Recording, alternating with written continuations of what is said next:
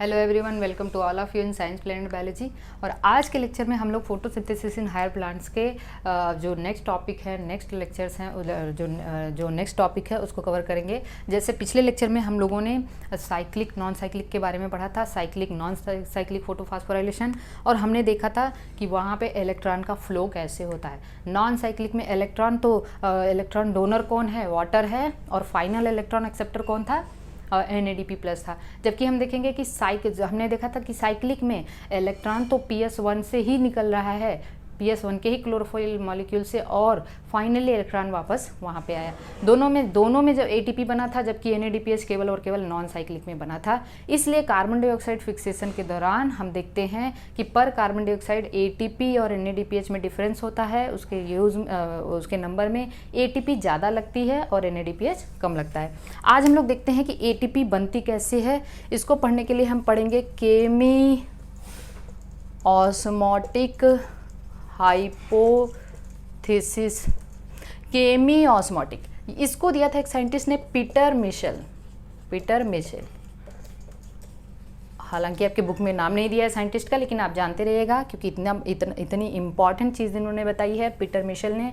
तो केमी ऑस्मोटिक, पहली चीज़ हम समझ लेते हैं। केमी का यहाँ पे दो प्रोसेस दिख रही है हमें।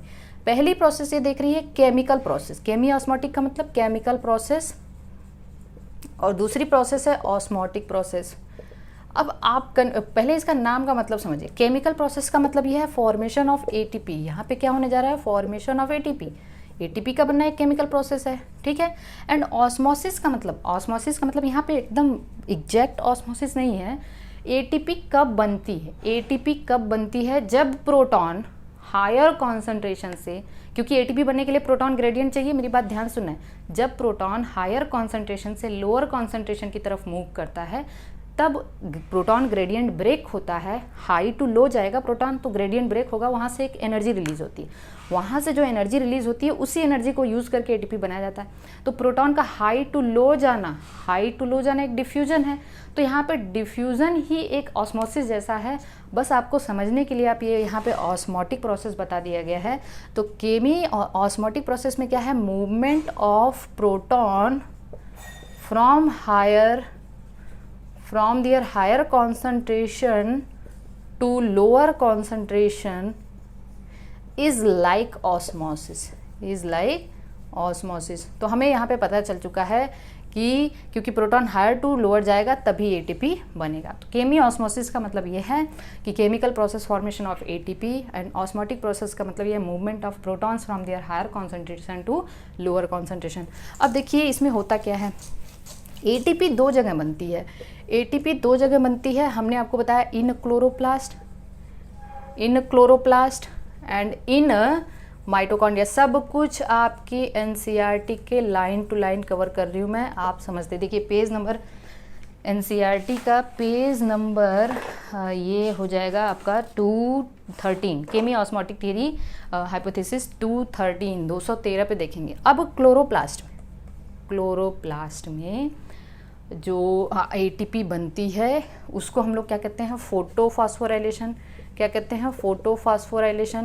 क्योंकि ATP के बनने की प्रोसेस को हम फास्फोराइलेशन कहते हैं, और क्योंकि ये लाइट की प्रेजेंस में बनेगी इसलिए इसको हम फोटोफॉस्फोराइलेशन कहेंगे। जबकि माइटोकॉन्ड्रिया में हम इसको क्या कहते हैं, oxidative phosphorylation. I have already told about this oxidative phosphorylation. मतलब दोनों जगह हो रहा है, लेकिन डिफरेंस क्या है। देखिए ATP बनाने के लिए कॉम्प्लेक्स की ज़रूरत होती है जिसको हम लोग कहते हैं ऑक्सीसोम। पढ़ा है ना आप लोगों ने माइटोकॉन्ड्रिया में ऑक्सीसोम, जिसको हम क्या कहते हैं, F0। अब बहुत लोग इसको F0 कहते हैं, हालांकि ये F0 नहीं है, FO है, ठीक है। F0 F1 पार्टिकल, क्या कहते हैं इसको, F0 F1 पार्टिकल। यही माइटोकॉन्ड्रिया और क्लोरोप्लास्ट की यूनिट है, क्योंकि यहीं पे ATP बनता है। और दिस इज़ द यूनिवर्स की ये सबसे स्मॉलेस्ट मशीन है। आप इसके बारे में अभी आपको बताऊंगी। This is the smallest machine of universe. मतलब आप इमेजिन भी नहीं कर सकते कि ये कैसी मशीन है। हम अभी इसके स्ट्रक्चर के बारे में थोड़ा सा आपको बताएंगे, आपको मज़ा आएगा। देखिए ऑक्सीजोम F0 F1 पार्टिकल, या फिर इसको एलिमेंट्री पार्टिकल भी आप कहते हैं, या फिर इसी को हम ATPase कहते हैं। क्या कहते हैं, एटीपी सिंथेज या एटीपीएज, जहाँ पे एटीपी बनता है।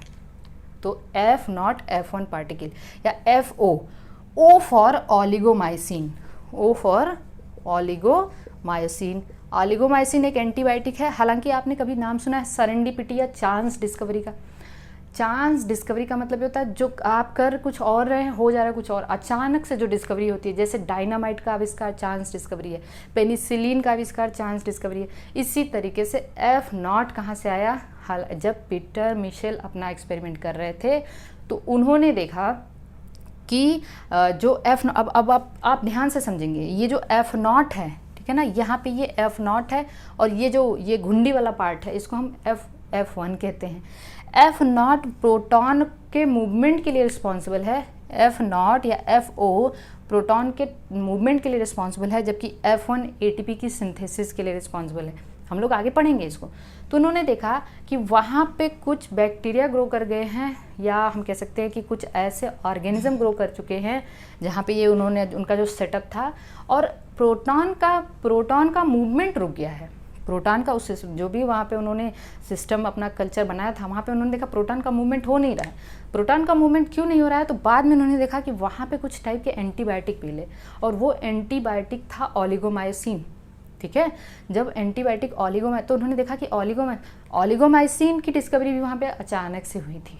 ठीक है, याद रखना ये।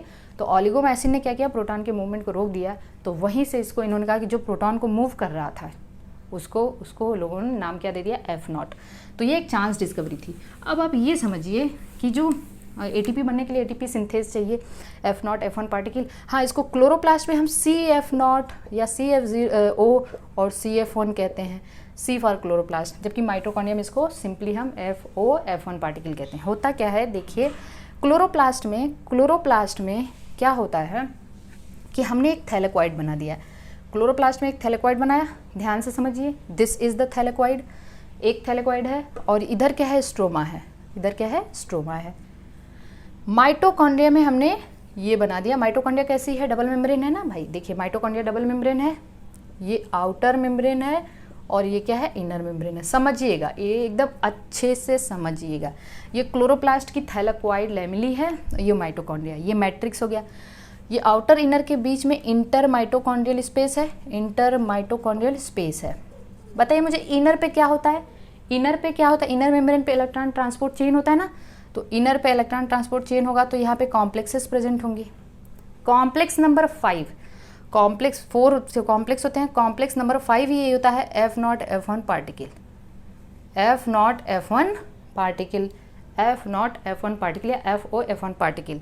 तो ये कॉम्प्लेक्स एटीपी सिंथेज को हम लोग कॉम्प्लेक्स 5 कहते हैं। माइटोकॉन्ड्रिया में जब पढ़ेंगे एटीपी सिंथेज, क्योंकि 4 कॉम्प्लेक्स होते हैं इनर मेम्ब्रेन पे, और ATP synthase is the complex 5, FO F1 particle is the complex 5। जबकि क्या होता है, ध्यान से इसको समझना है आपको। जब यहाँ पे माइटोकॉन्ड्रिया में, क्योंकि ये सब कुछ आपकी बुक में दिया है, बस आप एक बार कॉन्सेप्ट बिल्ड कर लीजिए प्लीज़।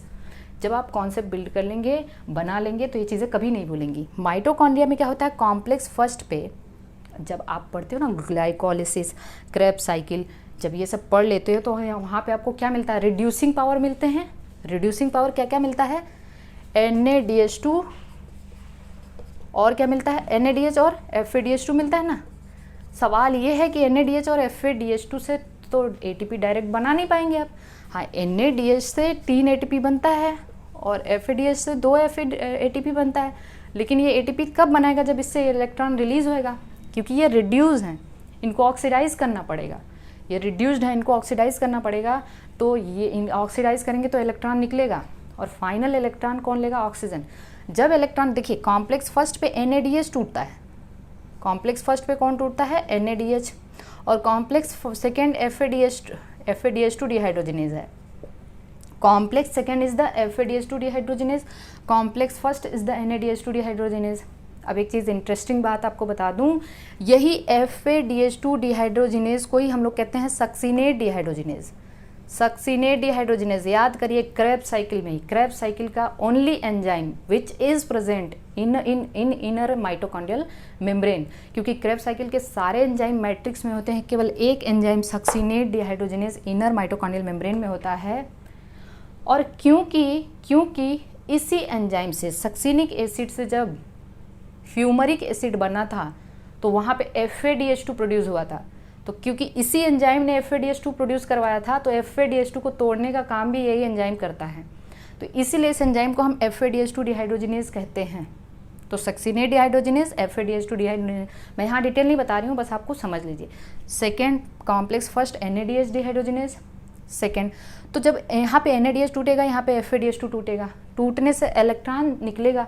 जब ये सारे कॉम्प्लेक्सेस इलेक्ट्रॉन को आगे ट्रांसफ़र करते हैं, जब ये सारे कॉम्प्लेक्सेस इलेक्ट्रॉन को आगे ट्रांसफ़र करते हैं तो साथ में कुछ कॉम्प्लेक्स प्रोटॉन को, साथ में कुछ कॉम्प्लेक्स यहाँ पे हैं जो प्रोटॉन को वो मैट्रिक्स से इंटर माइटोकॉन्ड्रियल स्पेस में लेके आते हैं। मेरी बात ध्यान से सुनना है। जब ये सारे कॉम्प्लेक्सेस इलेक्ट्रॉन को आगे लेके जाते हैं तो जैसे वहाँ पे साइटोक्रोम B6F कर रहा था, तो जब ये प्रोटॉन को यहाँ से यहाँ लेके आएंगे तो यहाँ पे प्रोटॉन बढ़ गया, यहाँ पे प्रोटॉन बढ़ गया इसके कंपैरिजन में। तो हम कहेंगे कि यहाँ पे मैट्रिक्स में, मैट्रिक्स का pH बढ़ गया ना, प्रोटॉन कम हुआ मतलब pH बढ़ गया, मैट्रिक्स का pH यहाँ पे बढ़ गया, यहाँ पे प्रोटॉन ज़्यादा हो गया। अब क्योंकि प्रोटॉन जब यहाँ पे ज़्यादा है तो प्रोटॉन की टेंडेंसी या किसी भी मॉलिक्यूल की टेंडेंसी है कि वो हाई टू लो जाना चाहेगा।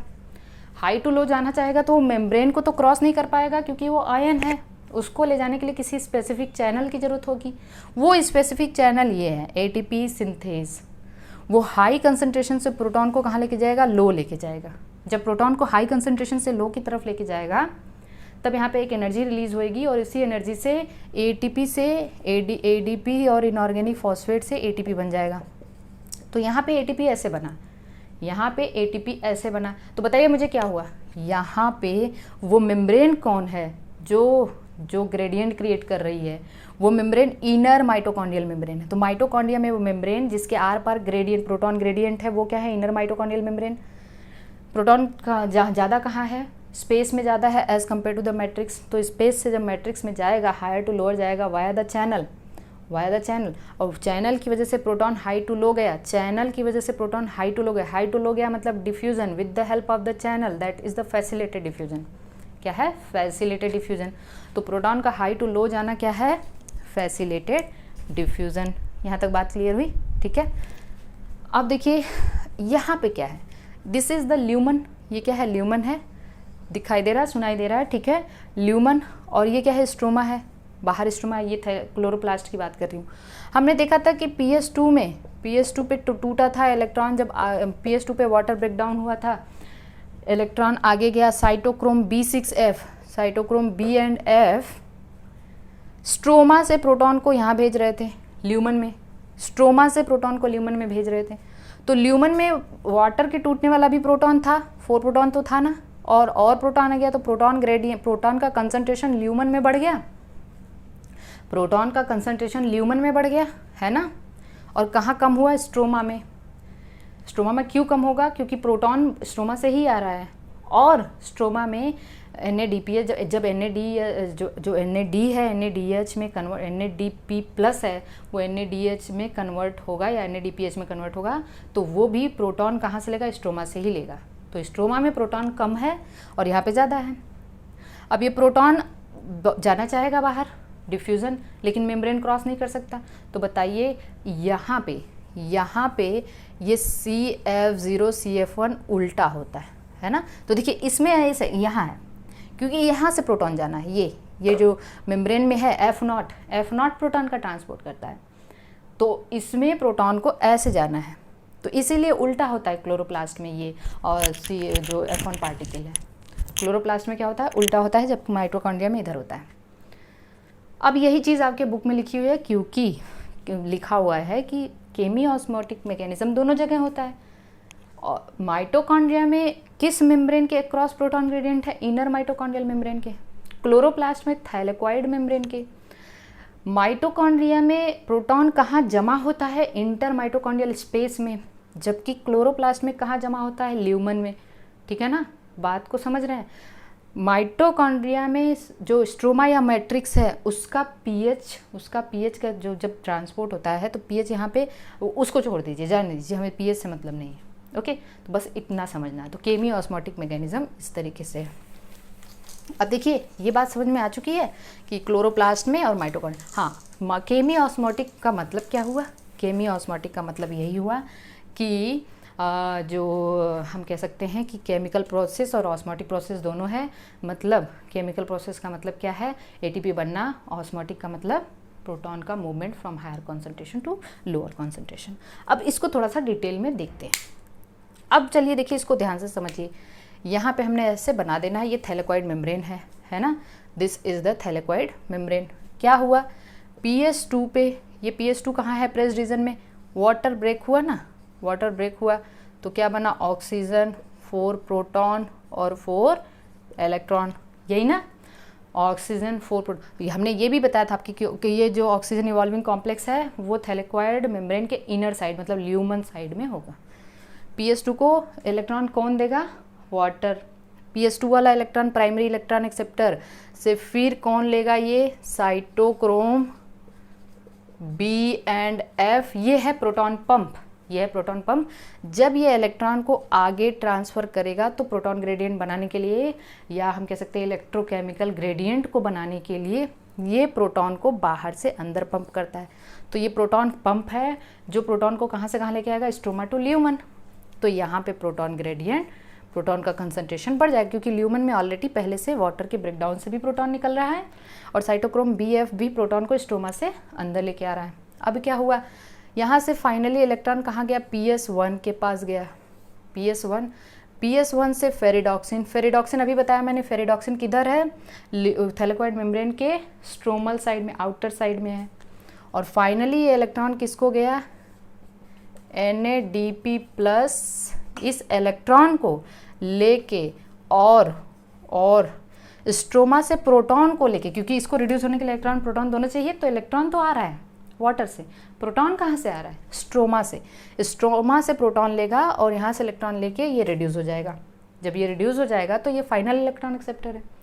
अब हम लोग देखेंगे कि यहाँ पे प्रोटॉन ग्रेडियंट बढ़ गया। तो जब ये प्रोटॉन ग्रेडियंट यहाँ बढ़ गया और यहाँ पे कम हो गया, मेम्ब्रेन के एक तरफ प्रोटॉन ज़्यादा है, दूसरी तरफ कम है, तो हम कहेंगे ल्यूमन में प्रोटॉन ज़्यादा है, स्ट्रोमा में कम है। तो एक इलेक्ट्रोकेमिकल प्रोटॉन ग्रेडियंट क्रिएट होगा, हमने पहले लेक्चर में आपको बताया था, जिससे एक प्रोटॉन मोटिव फोर्स क्रिएट होगा। प्रोटॉन मोटिव फोर्स ग्रेडियंट तो हमें पता है, प्रोटॉन मोटिव फोर्स क्या है अभी हम लोग समझेंगे।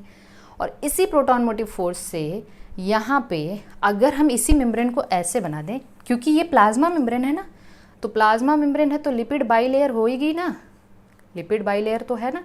इस मेम्ब्रेन को हम ऐसे बना दें, ऐसे, तो ये लिपिड बाईलेयर है।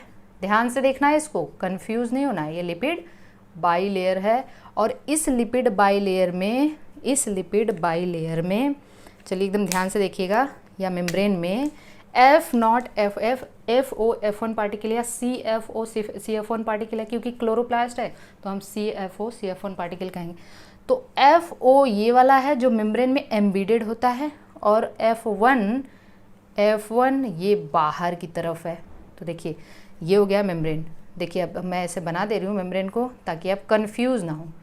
तो बताइए मुझे कि ये कैसी, ये मेम्ब्रेन को मैंने थोड़ा बड़ा करके बनाया ताकि आप कंफ्यूज मत होइए।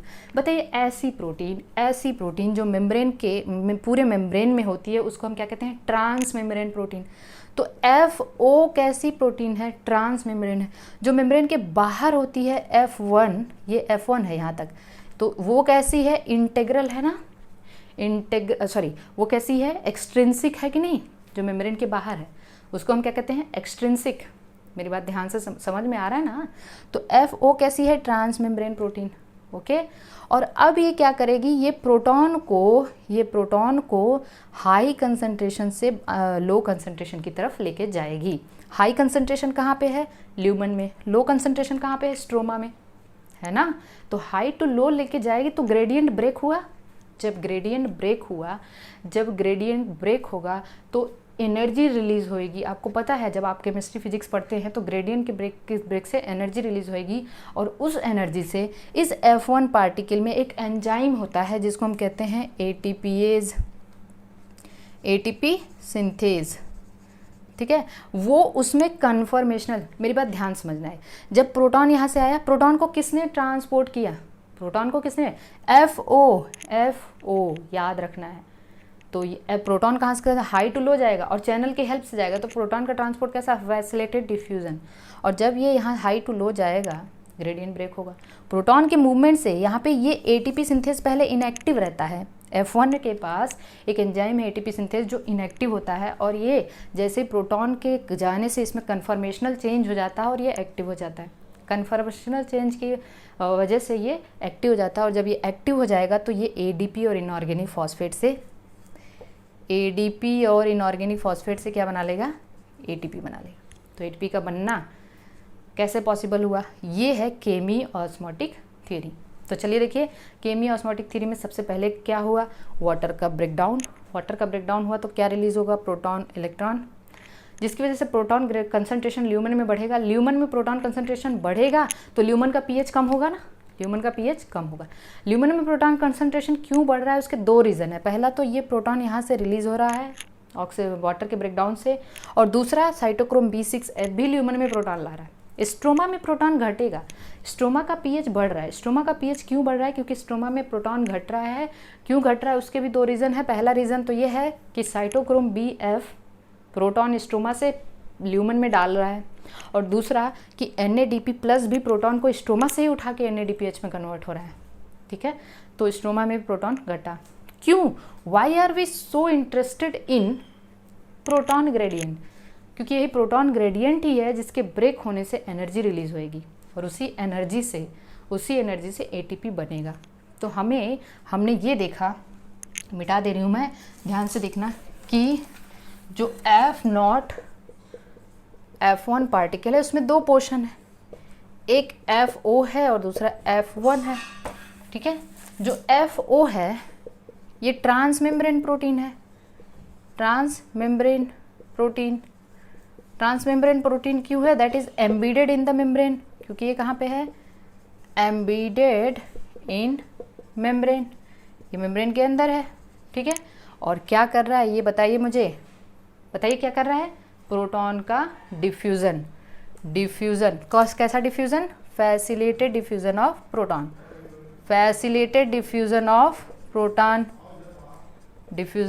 प्रोटॉन। और F1 क्या है, F1 मेम्ब्रेन से बाहर है, तो प्रोट्रूडेड आउटसाइड द मेम्ब्रेन। मतलब ये कैसी प्रोटीन है, एक्सट्रिंसिक प्रोटीन है, और ये इसके पास क्या है, ATPase है, और यहाँ पे क्या हो रहा है, फॉर्मेशन ऑफ ATP। तो ATP का फॉर्मेशन F0 पे, और मेम्ब्रेन प्रोटॉन का मूवमेंट F0 से होके जाता है। ATP का बनना chemical process, and this is like the osmosis, hence this is the chemiosmosis. तो केमी ऑस्मोसिस के लिए क्या क्या चाहिए, बताइए मुझे, केमी ऑस्मोसिस के लिए क्या चाहिए, रिक्वायरमेंट क्या क्या होनी चाहिए, कब केमी ऑस्मोसिस हो सकता है। तो व्हाट आर द रिक्वायरमेंट्स, पहली चीज़, अ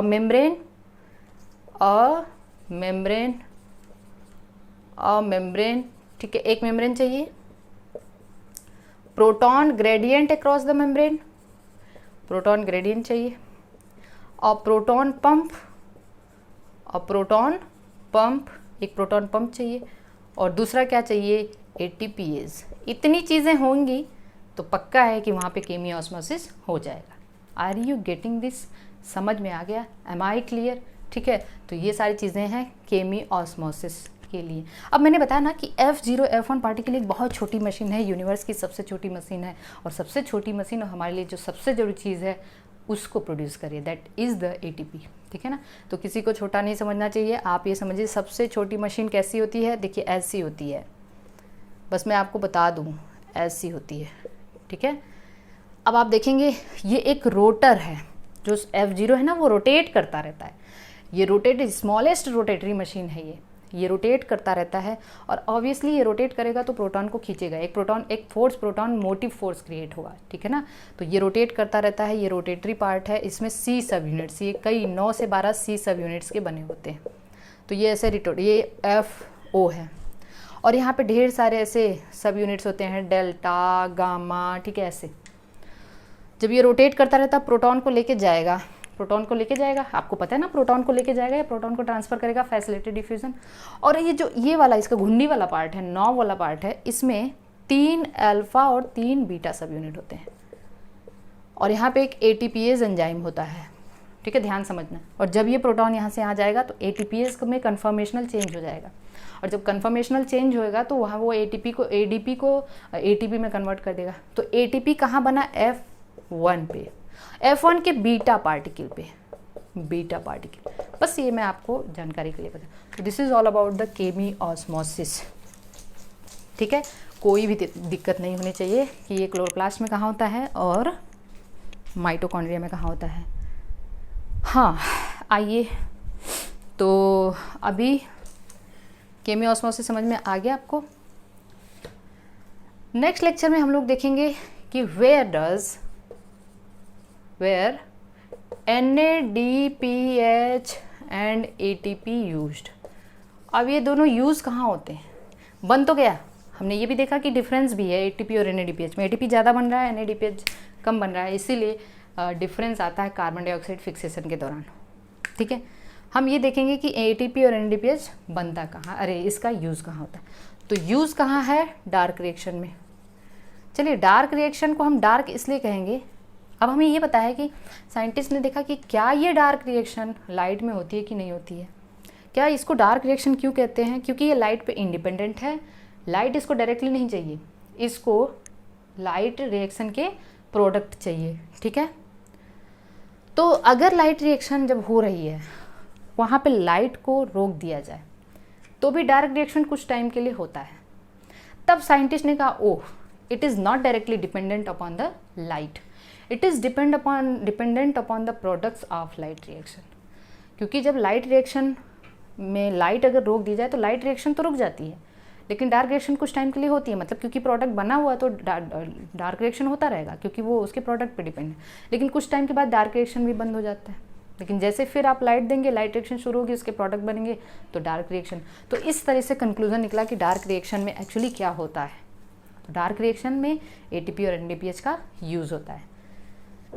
क्योंकि यहाँ पे शुगर बनता है, इसलिए इसको हम बायो सिंथेटिक प्रोसेस कहते हैं। क्या कहते हैं, बायो सिंथेटिक प्रोसेस। अब देखिए, ढेर सारे साइंटिस्ट ये जानने की कोशिश करने लगे कि ATP और NADPH का यूज़ कहाँ होता है, ठीक है, और कार्बन डाइऑक्साइड का फिक्सेशन कैसे होता है। तो वर्ल्ड वॉर सेकेंड के बाद, जब वर्ल्ड वॉर सेकेंड हो रहा था, उसके बाद साइंटिस्ट को जो है रेडियो एक्टिव, या हम कह सकते हैं जो रेडियो एक्टिव मॉलिक्यूल्स हैं, उनकी अहमियत समझ में आई और उन्होंने रेडियो एक्टिव मॉलिक्यूल्स यूज़ करना शुरू कर दिया। तो उन्होंने क्या किया कि आखिर ये कार्बन डाइऑक्साइड जो फोटोसिंथेसिस में यूज़ हो रहा है, ठीक है, वो जाता कहाँ है। फोटोसिंथेसिस का पहला स्टेबल प्रोडक्ट क्या बनता है।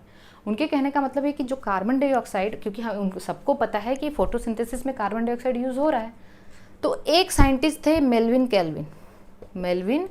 कैल्विन, उन्होंने कार्बन डाइऑक्साइड को रेडियो लेबल कर दिया, कार्बन 14 लिया रेडियो लेबल, ठीक है, कि कार्बन डाइऑक्साइड के कार्बन को वो देखना चाहते थे कि ये कार्बन कहाँ जाता है। तो उन्होंने देखा प्लांट के अंदर जो कार्बन है वो गया कहाँ पे, 3PGA में, ठीक है। उन्होंने कहा कि पहला स्टेबल कॉम्प्लेक्स जो बन रहा है या जो कार्बन है वो 3-फॉस्फोग्लिसरिक एसिड में इनकॉर्पोरेट हो रहा है, ठीक है।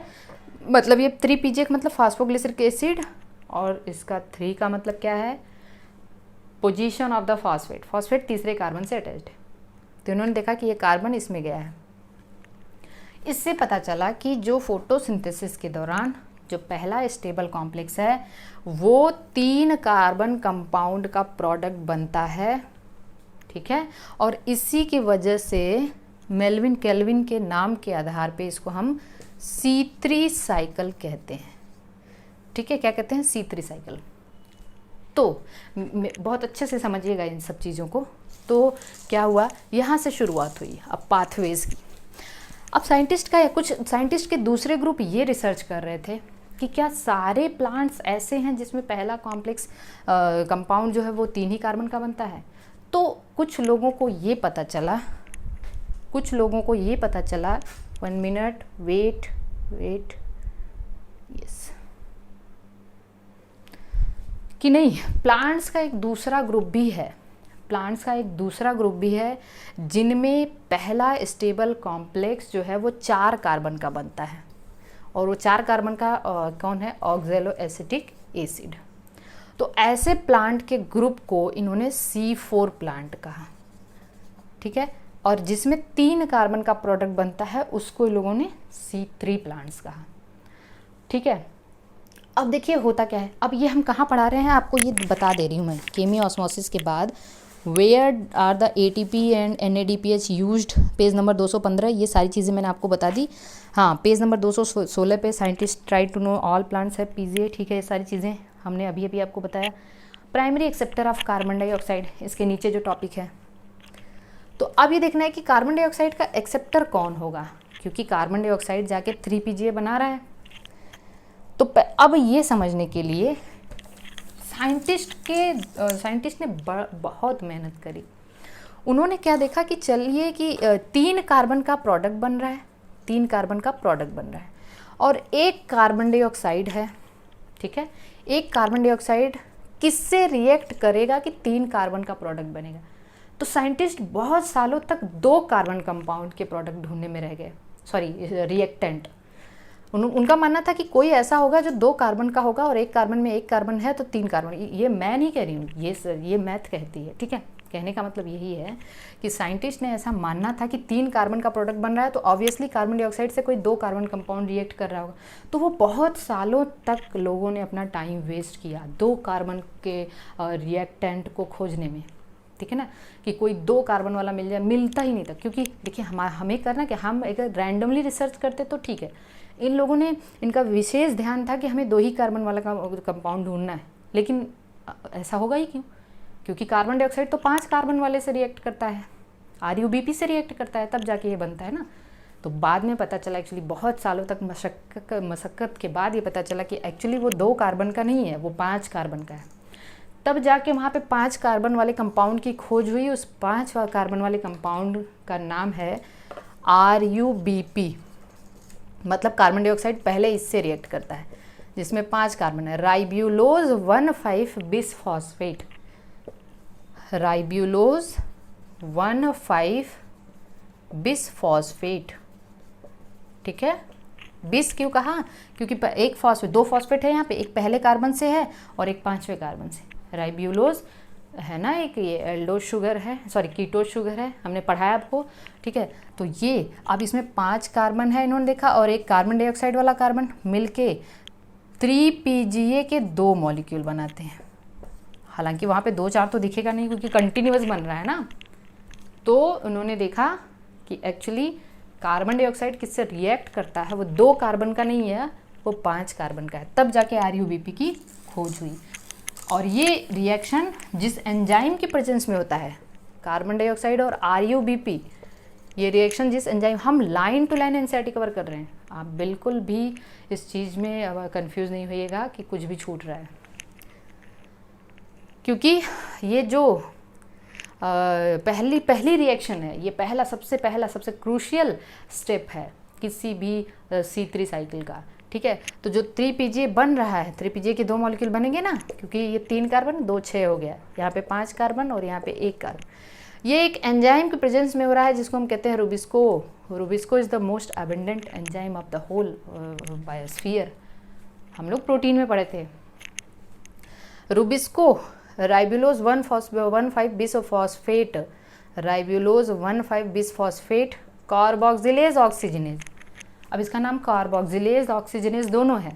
कहने का मतलब it is a by functional enzyme. By functional enzyme most abundant तो है ही, बाई फंक्शनल। बाई फंक्शनल क्यों है, क्योंकि इसके पास 2 एक्टिविटी है, कार्बोक्सिलेशन एक्टिविटी भी है और ऑक्सीजिनेशन एक्टिविटी भी है। ऑक्सीजिनेशन कहने का मतलब ये है कि जो रुबिस्को है, कार्बोक्सिलेज ऑक्सीजन है, ये कार्बन डाइऑक्साइड से भी बाइंड कर सकता है क्योंकि एंजाइम है। तो एंजाइम के पास जो एक्टिव साइट होते हैं, ठीक है ना, it can bind with carbon dioxide and oxygen, ठीक है, दोनों से बाइंड कर सकता है। It can bind with carbon dioxide as well as oxygen. लेकिन ये इनके मतलब कार्बन डाइऑक्साइड और ऑक्सीजन की जो बाइंडिंग है रुबिस्को से वो कॉम्पिटिटिव है। कहने का मतलब ये है कि दोनों बाइंड कर सकते हैं, बट व्हाट विल डिसाइड कि कौन बाइंड करेगा, it is their relative concentration which will decide कि ऑक्सीजन बाइंड करेगा कि कार्बन डाइऑक्साइड बाइंड करेगा। If carbon dioxide concentration will be higher than oxygen concentration, या we can say like this, then carboxylation activity will happen. That means कि अगर carbon dioxide oxygen से ज़्यादा है तब रुबिस्को कार्बन डाइऑक्साइड से bind करेगा। But if oxygen concentration will higher and carbon dioxide concentration is lower, that means oxygen ज़्यादा है कार्बन डाइऑक्साइड कम है, then rubisco will perform oxygenation activity. I mean to say that their relative concentration will decide who is going to bind with the rubisco. कहने का मतलब ये है कि कौन ज़्यादा है कौन कम है, जो ज़्यादा है वही बाइंड करेगा। सो रुबिस्को कौन है, बाई फंक्शनल एंजाइम है। रुबिस्को की ऑक्सीजन से बाइंडिंग हम देखेंगे फोटो रेस्पिरेशन में। केल्विन साइकिल या बाकी ये जो कार्बन डाइऑक्साइड से बाइंडिंग है ये हम नॉर्मली पढ़ते हैं, लेकिन इसकी ऑक्सीजन से बाइंडिंग हम फोटो रेस्पिरेशन में देखेंगे। तो यहाँ तक बात समझ में आ चुकी है कि ये क्या हो रहा है, ठीक है। ये रुबिस्को बाई फंक्शनल एंजाइम है, मोस्ट एबंडेंट एंजाइम है। अब हम ये देखते हैं कि चलो C3 साइकिल पढ़ते हैं। C3 cycle, let me check the time. Okay, C3 cycle में देखिए होता क्या है, एकदम ध्यान से आपको समझना है। 3 स्टेप होते हैं। पहला हमें तो पता चल गया है कि कार्बन डाइऑक्साइड किससे बाइंड करने जा रहा है, RUBP से। देखिए आपकी बुक में जैसे दिया है ना उसी को मैं बना रही हूँ, लेकिन मैं थोड़ा सा इसको कंफर्टेबल टाइप से बनाऊंगी। आप देखिए फर्स्ट स्टेबल प्रोडक्ट बनेगा। फर्स्ट स्टेबल प्रोडक्ट क्या बनेगा, फर्स्ट स्टेबल प्रोडक्ट क्या बनेगा, 3PGA बनेगा। हम ले रहे हैं ऐसे, C3 साइकिल को हम बनाने जा रहे हैं। सबसे पहले है RUBP। RUBP कितना कार्बन है, 5 कार्बन। ध्यान से समझना है, कितना कार्बन है, 5 कार्बन। और 3PGA बनाने के लिए, 3PGA बनाने के लिए कितना कार्बन डाइऑक्साइड चाहिए बताइए मुझे। 3PGA में कितने कार्बन है, 3PGA में कितने कार्बन है, 3 कार्बन है ना। 3PGA का मतलब फास्फोग्लिसरिक एसिड, ग्लिसरिक एसिड में 3 कार्बन है। 3 का मतलब फॉस्फेट तीसरे कार्बन से अटैच्ड है, तो 3 कार्बन चाहिए, तो हम 3 कार्बन लेके चलते हैं। तो देखिए यहाँ पे 3 कार्बन डाइऑक्साइड। पहली रिएक्शन क्या होगी, कार्बन डाइऑक्साइड, अब यहाँ पे 3 कार्बन हो गया। हम RUBP का भी 3 मॉलिक्यूल लेके चलेंगे। अब कंफ्यूज एकदम नहीं होइएगा, अभी जितना मैं कह रही हूँ उतना ध्यान समझिए। RUBP का 3 मॉलिक्यूल और कार्बन डाइऑक्साइड का 3 मॉलिक्यूल। जितना हम कार्बन डाइऑक्साइड का मॉलिक्यूल लेंगे उतना ही RUBP का। तो यहाँ पे 15 हो गए, यहाँ पे 18 हो गए, 18 हो गए। पहला कंपाउंड क्या बनता है, 3PGA। 3PGA में कितना कार्बन है, 3 कार्बन है ना। तो यहाँ पे टोटल 18 कार्बन है, तो 3PGA के कितने मॉलिक्यूल बनेंगे, 6 मॉलिक्यूल बनेंगे। 6 मॉलिक्यूल बनेंगे 3PGA के। 3PGA के कितने मॉलिक्यूल बनेंगे, 6। तो पहली स्टेप क्या है, कार्बोक्सिलेशन। पहली स्टेप क्या है, कार्बोक्सिल। तो C3 साइकिल में पहला स्टेप क्या है, कार्बोक्सिलेशन। और कार्बोक्सिलेशन में यहाँ पे एंजाइम क्या होगा, पहला एंजाइम है रुबिस्को। पहला एंजाइम क्या है, Rubisco is the by functional enzyme. But जब कार्बन डाइऑक्साइड ज़्यादा है तो वो कार्बोक्सिलेज एक्टिविटी परफॉर्म करेगा। जब आप ग्लाइकोलिसिस, थोड़ा भी अगर आपको याद होगा ना, तो ग्लाइकोलिसिस में क्या होता है, 3PGA बनता है 1,3-bis फॉस्फोग्लिसरिक एसिड से। 1,3-bis फॉस्फोग्लिसरिक एसिड से 3 फॉस्फोग्लिसरिक एसिड ग्लाइकोलिसिस में बना था। लेकिन यहाँ पे हम उल्टा चलेंगे। 3PGA से एक मॉलिक्यूल बनता है, वो होता है 1,6-bis फॉस्फोग्लिसरिक एसिड, या 1,3-bis PGA, ठीक है। 1,3-bis PGA, 1,3 है या 1,6 है, 1,3 है शायद, थोड़ा सा कन्फ्यूज़न है, 1 मिनट देख लेने दीजिए। यहाँ पे वैसे दिया भी नहीं है आपके बुक में, 1,3 ही है, ठीक है। इसके 6 मॉलिक्यूल बनेंगे, इसके भी 6 मॉलिक्यूल। अब एक बात मुझे बताइए कि यहाँ पे कितना फॉस्फेट है टोटल, PGA है ना, मतलब फॉस्फोग्लिसरिक एसिड, और फॉस्फोग्लिसरिक एसिड के तीसरे कार्बन से फॉस्फेट अटैच है, तो टोटल एक फॉस्फेट इसमें है, 6 मॉलिक्यूल है, 6 फॉस्फेट। लेकिन यहाँ पे तीसरे से भी अटैच्ड है, पहले से भी अटैच्ड है, तो 2 मॉलिक्यूल हो गए फॉस्फेट के, 6 मतलब 12। तो 12 यहाँ 6 फॉस्फेट है, यहाँ 12 है, तो 6 फॉस्फेट कहाँ से आएंगे, 6 ATP यहाँ पे यूज़ होगा, 6 ATP यूज़ होगा 6 ADP में। तो पहले ही यहाँ पे हम देख रहे हैं कार्बोक्सिलेशन है, उसके बाद ये रिएक्शन में 6 ATP टूटा। अब ये कन्वर्ट हो जाएगा ग्लिसरॉल्डिहाइड 3 फॉस्फेट में। ग्लिसरॉल्डिहाइड 3 फॉस्फेट में भी 3 कार्बन है, इसके भी 6 मॉलिक्यूल बनेंगे। ग्लाइकोलिसिस में ग्लिसरॉल्डिहाइड 3 फॉस्फेट से ये बन रहा था, तो वहाँ पे NADH बन रहा था। आप देखेंगे जब ग्लाइकोलिसिस पढ़ेंगे तो ग्लिसरॉल्डिहाइड 3 फॉस्फेट से 1,3-20 PGA बनता था, तो NADH बनता था। जब 1,3-20 PGA से 3 PGA बनता था तो ATP बनता था। लेकिन अब यहाँ पे यूज होना है, तो यहाँ पे क्या होता है कि 6 NADPH भी यूज़ हो जाता है। 6 NADPH यूज़ होता है किसमें, 6 NADP प्लस में। अब हम देखेंगे अभी तक 6 ATP यूज़ हो चुका है, 6 NADPH यूज़ हो चुका है। जब ये ग्लिसरॉल्डिहाइड 3 फॉस्फेट 6 है हमारे पास, इसमें से एक बाहर आ जाता है, ग्लिसरॉल्डिहाइड 3 फॉस्फेट एक बाहर हो जाता है, इसको हम कहते हैं G3P पूल। और यही इसी को हम कहते हैं ट्रायोज शुगर, ट्रायोज फॉस्फेट। यही क्या है, ट्रायोज फॉस्फेट। और क्योंकि ये एक, अब ध्यान दीजिएगा, यही आगे जाके ग्लूकोज बनाएगा, यही आगे जाके ग्लूकोज बनाएगा, क्योंकि यहाँ पे 3 कार्बन है, तो ग्लूकोज बनाने के लिए कितना चाहिए, 6 कार्बन चाहिए। तो 3 कार्बन के बनाने के लिए 3 कार्बन डाइऑक्साइड लगा है, तो 6 ग्लूकोज बनाने के लिए 6 कार्बन डाइऑक्साइड लगेगा। ठीक है, अभी हम लोग देखेंगे। तो आगे चल के क्या बनाया, ग्लूकोज बना लिया। ठीक है, अब इस प्रोसेस को देखिए, ये वाली प्रोसेस यहाँ तक, ये वाली प्रोसेस क्या है, कार्बोक्सिलेशन। क्या है, कार्बोक्सिलेशन, जिसमें पहला स्टेबल कॉम्प्लेक्स बना, कार्बन डाइऑक्साइड यूज हुआ। और ये प्रोसेस है रिडक्शन। ये कौन सी प्रोसेस है, रिडक्शन।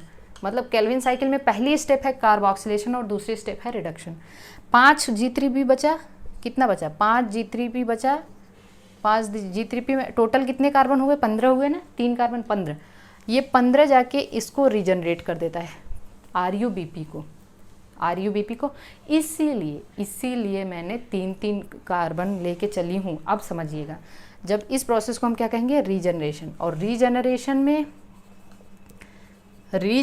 में 3 ATP लगता है, 3 ATP यहाँ भी खर्च होता है, 3 ADP बन जाता है।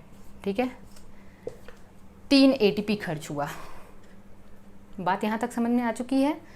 ठीक है, अब इस चीज़ को एकदम ध्यान से देखना है। आप अपनी बुक प्लीज़ अपने पास रखिएगा, आप अपनी नोटबुक अपने पास रखिएगा, जो भी नोट्स वगैरह बनाते हैं उसको अच्छे से रखिएगा। 3 स्टेप हुआ हमारे पास, एक हुआ कार्बोक्सिलेशन, दूसरा हुआ रिडक्शन और तीसरा हुआ रीजनरेशन। बताइए मुझे, मैं कार्बोक्सिलेशन, पहली स्टेप है carboxylation, first crucial step of the Calvin cycle.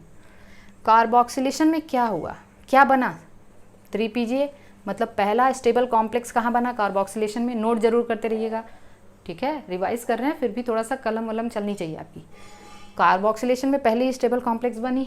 ठीक है ना, बताइए पूरे कार्बोक्सिलेशन में, कार्बोक्सिलेशन एक्टिव प्रोसेस नहीं है, क्योंकि यहाँ पे कोई ATP वगैरह का यूज़ नहीं हुआ है। रिडक्शन में क्या हुआ बताइए मुझे। अब रिडक्शन में, चलिए मैं रिडक्शन देख रही हूँ। रिडक्शन में हुआ ये, जो ग्लूकोज बना, फूड बना, वो रिडक्शन में बनता है। याद रखना, ग्लूकोज कहाँ बनता है, रिडक्शन में। वेरी IMP, फूड या ग्लूकोज रिडक्शन में बनेगा, ये जानते रहिएगा। रिडक्शन में क्या हुआ, मैं इसको थोड़ा सा मिटा रही हूँ। रिडक्शन में हुआ ये कि 3 कार्बन डाइऑक्साइड यूज़ करके कि कितना ATP यूज़ हुआ है, 6 ATP यूज़ हुआ है और 6 NADPH यूज़ हुआ है। 6 ATP यूज़ हुआ है, 3 कार्बन डाइऑक्साइड पे 6 ATP यूज़ हुआ है और 6 NADPH यूज़ हुआ है। कहने का मतलब पर कार्बन डाइऑक्साइड 2 ATP यूज़ हुआ है और 2 NADPH। तो याद रखना, रिडक्शन में ग्लूकोज बना पहली प्रोसेस, दूसरी की 3 कार्बन, मतलब पर कार्बन डाइऑक्साइड 2 ATP और 2 NADPH यूज़ हुआ। Come to the regeneration, regeneration में RUBP का रीजनरेशन होता है। रीजनरेशन में क्या होता है, RUBP का रीजनरेशन होता है। नोट करते रहिएगा, लिखते रहिएगा कुछ ना कुछ। RUBP का रीजनरेशन, और रीजनरेशन में पर कार्बन 3 कार्बन डाइऑक्साइड पे 3 ATP यूज़ हुआ है। 3 कार्बन, तो पर कार्बन डाइऑक्साइड कितना ATP यूज़ हुआ, 1 ATP। तो अब टोटल याद रखना, पर कार्बन डाइऑक्साइड 1 ATP। तो एक कार्बन डाइऑक्साइड पे टोटल कितना ATP हुआ, 2 यहाँ से 1 यहाँ से, 3 ATP, और टोटल NADPH 2 NADPH। तो पर कार्बन डाइऑक्साइड टोटल 3 ATP और 2 NADPH यूज़ हुआ है, याद रखना। और सबसे इम्पॉर्टेंट, पहली स्टेबल कॉम्प्लेक्स कहाँ बनी, कार्बोक्सिलेशन में। ग्लूकोज कहाँ बना, रिडक्शन में। क्योंकि जो G3P है 3 कार्बन का बनाना है, इसीलिए मैंने 3 कार्बन डाइऑक्साइड लेके चली हूँ। यही 2 G3P मिलके क्या बना लेंगे, ग्लूकोज। तो बताइए कितना कार्बन डाइऑक्साइड लेके चलना होगा, 6। कितना कार्बन डाइऑक्साइड, 6। चलिए मुझे एक बात बताइए, अगर एग्जामिनर आपसे पूछा कि एक ट्रायोस फॉस्फेट बनाना है, एक ट्रायोस फॉस्फेट बनाना है मतलब 3 कार्बन वाला, तो कितने कार्बन डाइऑक्साइड, कितने ATP और कितने NADPH लगे, 3 कार्बन डाइऑक्साइड, ठीक है, याद रखिए। और 3 कार्बन डाइऑक्साइड है तो 9 ATP लगा ना टोटल। टोटल अभी आपने देखा 6 यहाँ पे और 3 वहाँ पे। तो हम बस ऐसे कह देंगे कि 1 कार्बन डाइऑक्साइड पे 3 ATP और 2 NADPH लगा था, तो 3 कार्बन डाइऑक्साइड, क्योंकि 3 कार्बन का बना 3 कार्बन डाइऑक्साइड, 9 ATP और 6 NADPH लगेगा, यही तो।